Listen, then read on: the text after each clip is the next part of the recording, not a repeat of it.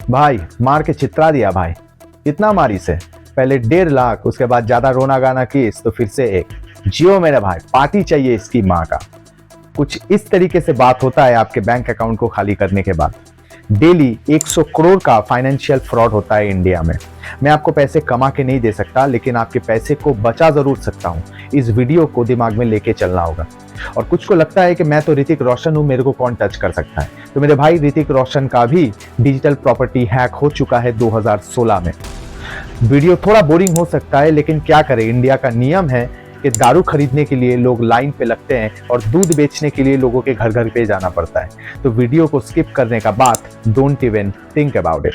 NCRB के मुताबिक भारत में हर घंटे एक साइबर क्राइम की 6 घटनाएं। आपको ठगने के लिए साइबर ठगों ने अपना तरीका बदल दिया है। बजाज फाइनेंस, क्या आप लोन लेना चाहते हैं? हाँ लोन तो लेना चाहता हूँ। Kolkata police have busted a fake call center and have recovered cash close to 4 crores. ये चोर लुटेरों से एक एक रुपया वापस लेना चाहिए। तो कौन कौन से तरीके से आपके पैसों को लूटा जाता है। पहले मैं आऊंगा फिशिंग एंड ईमेल स्कैम। ये क्या है, आपको ऑल ऑफ अ सडन एक ईमेल आया और ईमेल देखने के बाद आपको लगता है कोई एक रेपुटेटेड कंपनी से है या कोई गवर्नमेंट एजेंसी से है या ऐसा एक कंपनी से है जिसके साथ आप डील कर रहे हैं। तो आपने ईमेल को वेरीफाई नहीं किया और वेरीफाई ना करके वहां पे एक लिंक है जहां पे आपने क्लिक कर दिया। क्लिक करने के बाद आप चले जाएंगे एक फिशिंग वेबसाइट में, एक ऐसे वेबसाइट में जो हूबहू देखने में कोई एक गवर्नमेंट एजेंसी का वेबसाइट लग सकता है, हूबहू देखने में कोई एक रेपुटेटेड ऑर्गेनाइजेशन का वेबसाइट लग सकता है। वहां पे जाके आप अपना पर्सनल इंफॉर्मेशन जब भी देते हैं, उसके बाद वो सारा इंफॉर्मेशन चला जाता है हैकर के पास, जो नेक्स्ट टाइम वो यूज करता है आपके बैंक अकाउंट को लूटने के लिए। नेक्स्ट जो पॉइंट पे मैं आऊंगा वो है ऑनलाइन शॉपिंग स्कैम। बहुत सारे ऑनलाइन शॉपिंग वेबसाइट्स अभी बन गए हैं, बहुत सारे जेन्युइन वेबसाइट भी है, साथ ही साथ बहुत सारे स्कैम वेबसाइट भी है। आपको पहले आइडेंटिफाई करना होगा कौन सा जेन्युइन वेबसाइट है और कौन सा स्कैम वेबसाइट है, क्योंकि स्कैम वेबसाइट में जाने के बाद आप अगर वहाँ पे आपका कोई बैंकिंग इन्फॉर्मेशन, पर्सनल डिटेल्स वहाँ पे देते हैं, वो सारा डिटेल्स वो लोग यूज करते हैं नेक्स्ट टाइम हैकिंग पर्पस के लिए। नेक्स्ट जो एक पॉइंट पे मैं आऊंगा वो है आइडेंटिटी थेफ्ट। आइडेंटिटी थेफ्ट मतलब कहीं पे आपने अपना आधार कार्ड दिया या आपने पैन कार्ड दिया, तो वो आधार कार्ड या पैन कार्ड को यूज करके अभी हैकर्स आपके नाम पे लोन करा सकते हैं, आपके नाम पे क्रेडिट कार्ड निकाल सकते हैं, लेकिन वो लोन का पैसा आपको नहीं मिलेगा, वो क्रेडिट कार्ड का बैलेंस आप यूज नहीं कर सकते, वो हैकर लोग यूज करते हैं। और ऑल ऑफ अ सडन 1-1.5 साल 2 साल बाद सडनली बैंक आपको नोटिस भेज देता है कि आपके नाम पे एक लोन हुआ है और इतना रुपया आपने लिया है, या आपके नाम पे क्रेडिट कार्ड हुआ है और इतना अमाउंट स्पेंड हुआ है। तो जब भी आप दे रहे किसी को डॉक्यूमेंट कोई भी पर्पस के लिए, ऑलवेज मास्क आधार ही दीजिए। डायरेक्ट आधार कार्ड का जो फुल डिजिट का जो आधार कार्ड होता है वो मत दीजिए। नेक्स्ट जो एक आता है वर्क फ्रॉम होम स्कैम। इसका मतलब क्या है, वर्क फ्रॉम होम का कल्चर कोरोना के बाद से आया है, लेकिन साथ ही साथ कुछ ऑर्गेनाइजेशन ऐसे हैं जो बोलते हैं कि वर्क फ्रॉम होम हम लोग ऑफर कर रहे हैं और इसके लिए आपको एक टोकन अमाउंट देना होगा। जब भी आपने एक टोकन अमाउंट दे दिया, उसके बाद नेक्स्ट मंथ से आप लाखों कमाने स्टार्ट कर देंगे और आपको कोई टेंशन नहीं है, you will be your own boss. तो टोकन अमाउंट जब भी आप देते हैं, 90% केसेस में देखा जाता है कि आपका काम होता नहीं है, उसके बाद काम बनता नहीं है और वो पैसा जो है वो लॉस हो जाता है, वो पैसा फ्रॉड हो जाता है। तो इस वर्क फ्रॉम होम के जो एडवांस पेमेंट लेके जो लोग आपको वर्क फ्रॉम होम ऑफर कर रहे हैं, उससे आप बच के रहिए। नेक्स्ट एक टाइप का स्कैम जो है वो है लॉटरी स्कैम। लॉटरी स्कैम मतलब ऑल ऑफ अ सडन आपको एक एसएमएस मिलता है या ईमेल मिलता है जहां पे लिखा हुआ है कि आपने इतना अमाउंट एज ए लॉटरी जीत लिया है।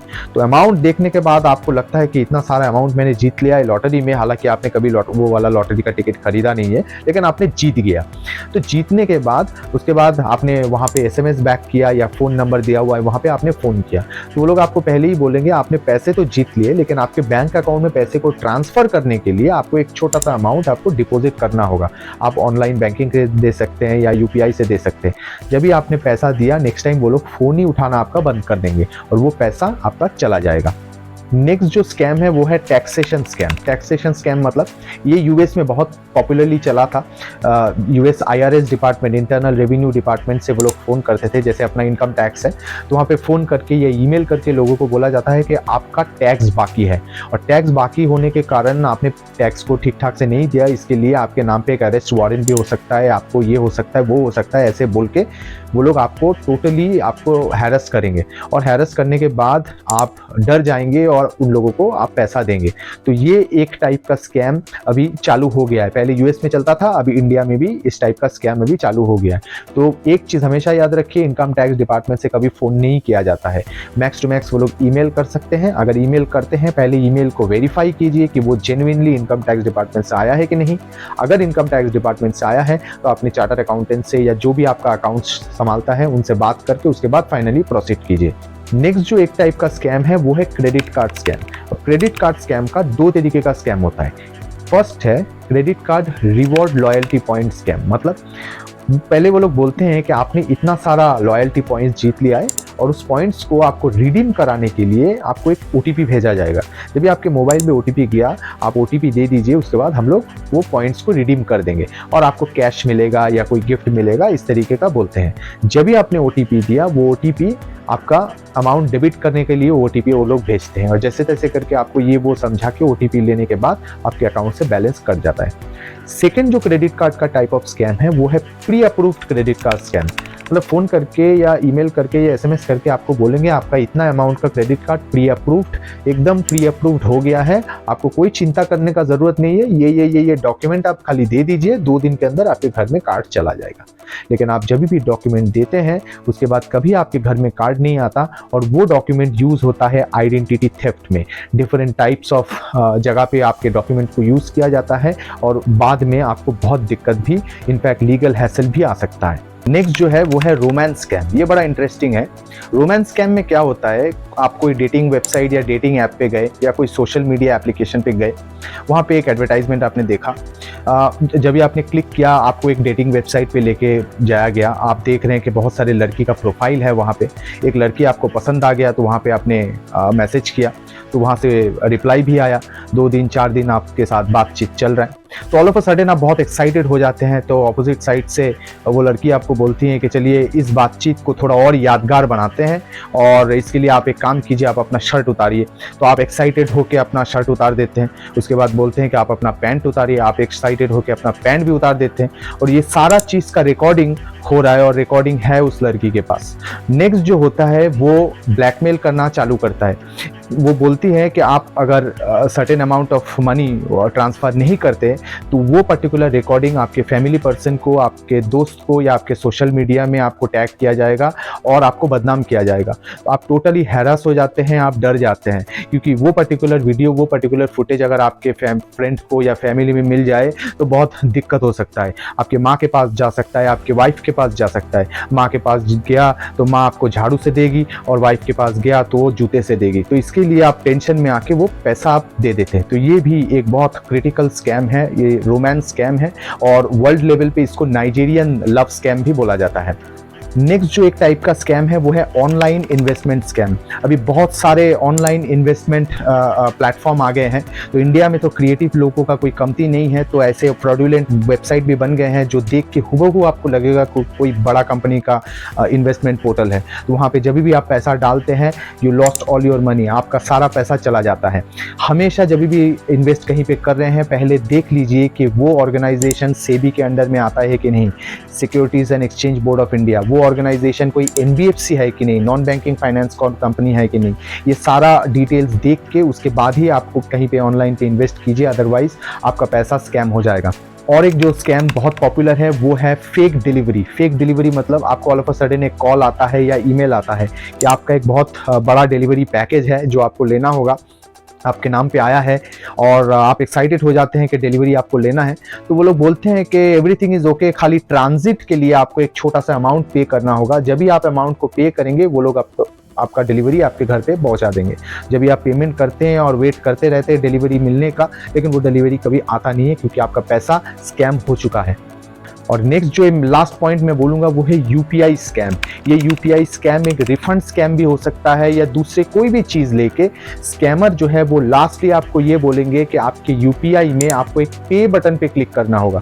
जैसे तैसे करके वो लोग पहले एक रिक्वेस्ट भेजते हैं और भेजने के बाद वो लोग बोलेंगे कि वो पर्टिकुलर अमाउंट आपके बैंक अकाउंट में रिफंड होगा। तो रिफंड करवाने के लिए आपको पे बटन पे दबाना होगा। तो आपके यूपीआई ऐप में जब भी पे नाउ का बटन आएगा, आप अगर दबा दिए और आपका यूपीआई का पिन डाल दिए तो उसके बाद वो पैसा उनके अकाउंट में चला जाएगा और उसके बाद वो लोग फ़ोन ही नहीं पकड़ता है।